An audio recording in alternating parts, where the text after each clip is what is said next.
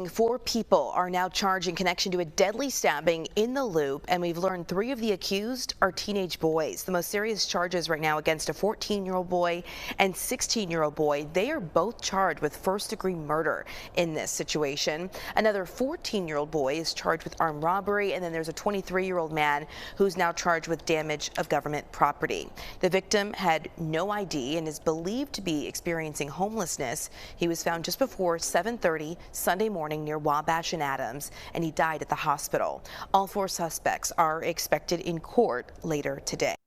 All right, guys, so we got to talk about the city of Chicago again, as the city is spiraling. People are dying, and Mayor Brandon Johnson is still out here proving he has no grip on reality in his latest statement. This is following a wild weekend where they lit the Christmas tree, guys, and a mob of 300 teens end up ruining it as gunshots rang off in Chicago's downtown. Not only that, this is following the recent events where the woman who was drenched in gasoline and set on fire by the man who was arrested over 70 times, and yet a judge felt like she couldn't lock this guy up because you can't lock up everybody who comes into a courtroom. That's how she feels. And so Mayor Brandon Johnson is out here now. He's saying these crazy statements, you guys, as far as how criminals, putting violent criminals in jail, is now racist. Guys, best way you can show you support, you enjoyed the content, make sure you hit that thumbs up. That tells me you like the video, and subscribe for more breakdowns like this. And so first, let's jump into those comments Brandon Johnson made. Take a listen. We cannot incarcerate our way out of violence. We've already tried that, and we've ended up with the largest prison population in the world without solving the problems of crime and violence. The addiction on jails and incarceration in this country, we have moved past that. It is racist, it is immoral, it is unholy, and it is not the way to drive violence down. Have you ever had a moment that changed your life? One accident, one employer who doesn't care, one hospital bill you couldn't pay. That's how quick life can change. And when it does, you realize something fast. The big companies, the insurance giants, they don't care about you. They've got teams of lawyers whose only job is to protect their bottom line. But who's protecting you? There's a reason why it feels like traffic always jams when you're running late. Just like there's a reason Morgan & Morgan is America's largest injury law firm. For over 35 years, Morgan & Morgan has fought for the people, not the powerful. With 1,000 plus attorneys and more than 100 offices nationwide, they've recovered over $25 billion for more than 500,000 clients just like you. Whether you're a 41-year-old family man in Florida, struck by a driver who ran a red light, Morgan & Morgan secured a $9.3 million verdict. Or a father and Little League coach who suffered lasting injuries in a car crash, Morgan & Morgan secured a $6.1 million verdict. When you hire them, it's like hiring a legal army that has your back. Starting a claim is simple.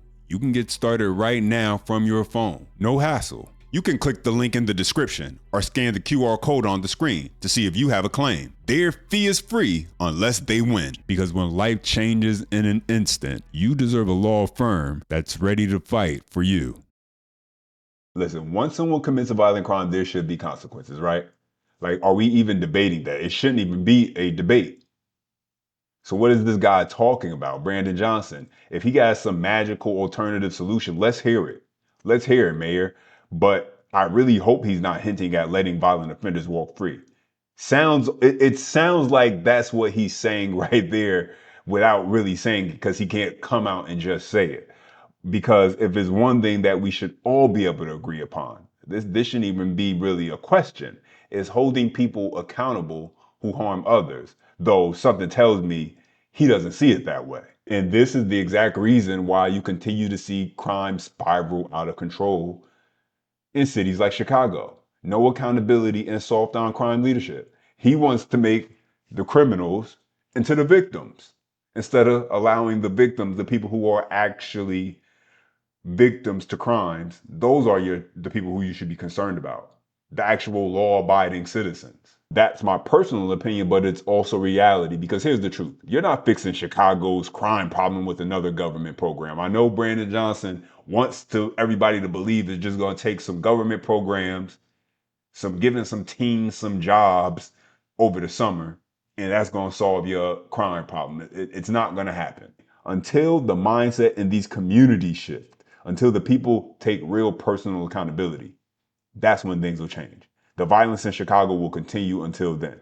No mayoral speech, no grant, no task force is going to change that. If Brandon Johnson were truly serious about making Chicago safer, he would welcome the help the president is offering, not reject it.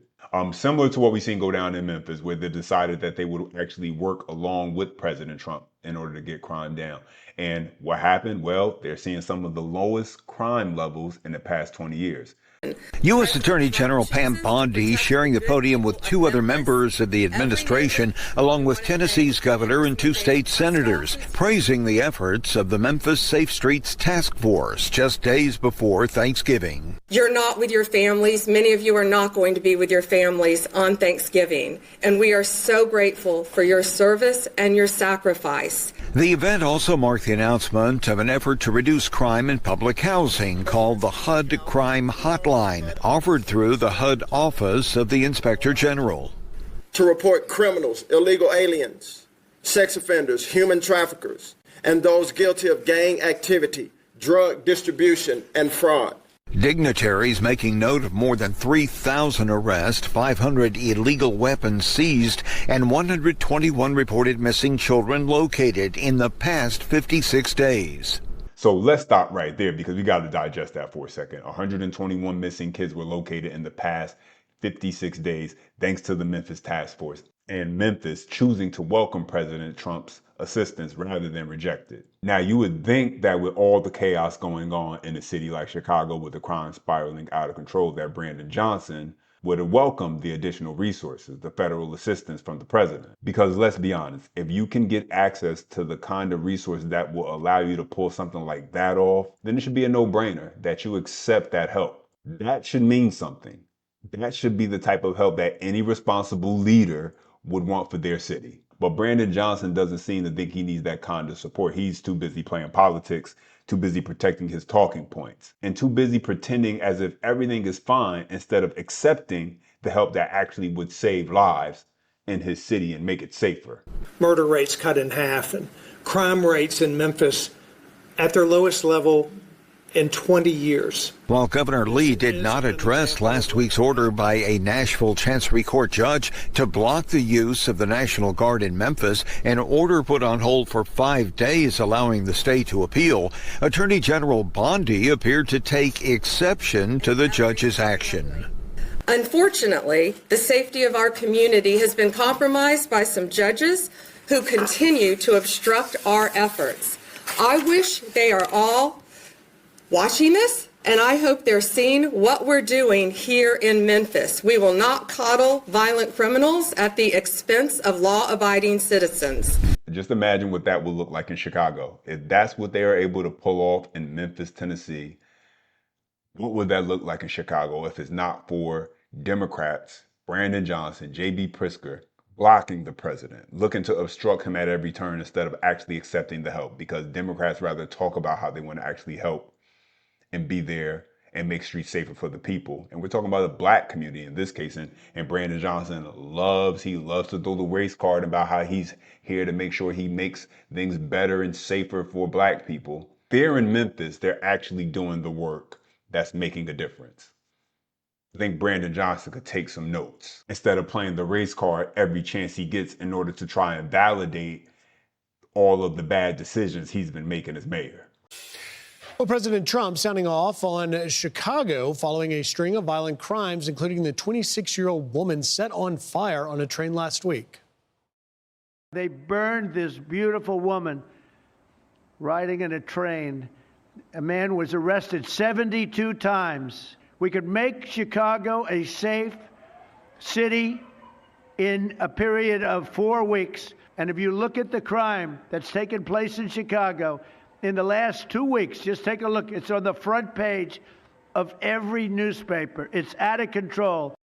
Chicago Mayor Brandon Johnson acknowledged the city's shortfalls following a separate fatal shooting incident on Friday after the city's Christmas tree lighting. Watch. What we put in place did not do enough to prevent what we were concerned about from actually manifesting. Let's bring in Chicago Alderman Raymond Lopez. Raymond, that acknowledgement by Mayor Johnson is a different sort of tag. We haven't heard that from him before, but why is he doing that now, and what's your reaction? Well, Griff, good morning. I think the reason that the mayor's pivoting now is that he understands that Chicagoans are fed up with his failures, and he knows that Election Day is less than 8 months from today.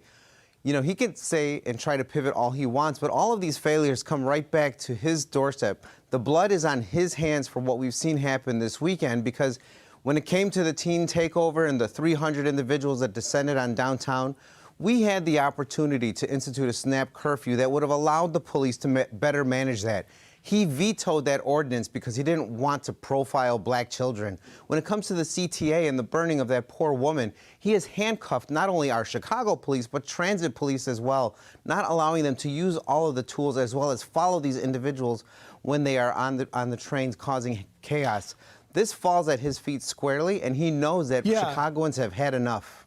Brandon Johnson believes he's helping the black community by refusing to enforce accountability and constantly making excuses. But the truth is that mindset doesn't help anyone. Matter of fact, it hurts the very people he claims that he's protecting. This kind of approach doesn't lift communities up. It holds them back. Accountability is not oppression. Accountability is not discrimination. Accountability is you protecting families, neighborhoods, and the people trying to live their lives without fear. And the saddest part is Johnson's approach only deepens the problem that he says he's trying to fix. You know, Raymond, just to remind our viewers, this individual you're talking about, Lawrence Reed, has such a criminal history going back to 1993, 72 arrests, 8 of them felony convictions, 7 misdemeanor convictions. You just wonder, what in the world is that individual doing out?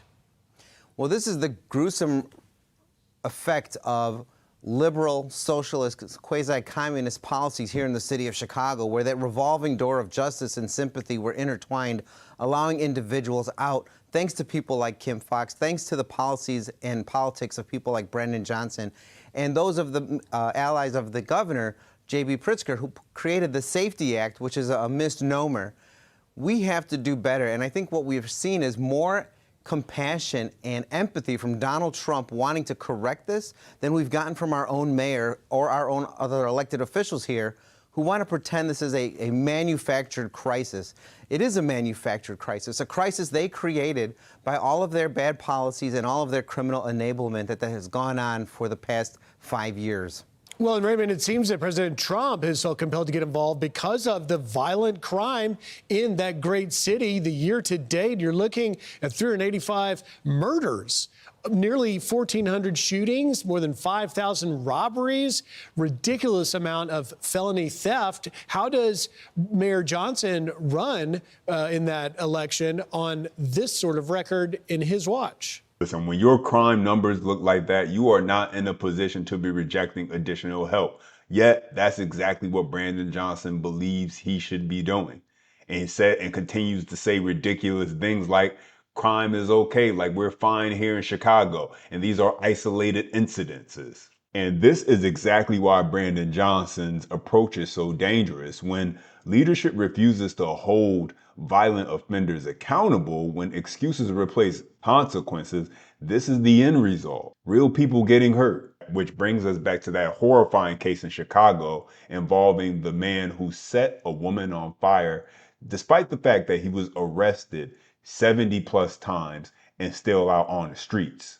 Thanks to a judge who believed that she couldn't lock everyone up who came in her courtroom. And rightfully so, residents are shaken and they're angry and they're getting tired of politicians like Brandon Johnson taking political sides rather than focusing on protecting lives. But once again, this comes down to the people of Chicago. If they want different results, they need to think differently with who they put in leadership positions in their city.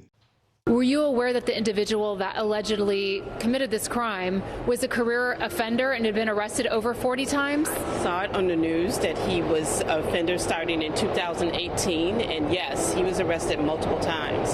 That's pretty shocking. And so why is that shocking to you?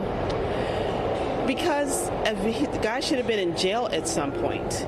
I mean, he should have been in jail and not able to move. I mean, this guy was carrying accelerant around, and he poured it on this poor woman and lit her on fire. Did you know that Mayor Brandon Johnson said, oh, this was just an isolated incident? And how does that make you feel that he thinks it's an isolated incident? That he doesn't care, that he blows it off, that he doesn't think he has to do anything about it. That's not his job. And do you think it's his job? Very much so. He's the mayor of this city. Do you think Chicago residents deserve better, to have a safer transportation system? They probably should. I believe they should. Everybody deserves to be safe, no matter where you are, from Chicago to Detroit to LA to New York, California. It doesn't matter where you are. Listen, at the end of the day, this isn't complicated. Chicago doesn't need more excuses, more speeches, more political gymnastics. It needs leaders who actually care about protecting the people who live there, not leaders who want to make the criminals out to be the victims. And so Brandon Johnson can pretend as if accountability is racist, but it's not. And he can keep rejecting federal help, and he can keep dodging questions about safety and responsibility, but the reality on the ground doesn't lie. But the residents of Chicago are the ones who have to wake up, and they have to show they're waking up with who they choose to put in office, and not continuing to beat the same broken drum over and over and over and over again, yet expecting some different results. But now I want to hear back from you guys. Drop your comment down below. As always, the best way you can show your support and that you enjoy the content is by smashing that thumbs up. That tells me you like the video, and subscribe for more breakdowns like this. And as always, until next time.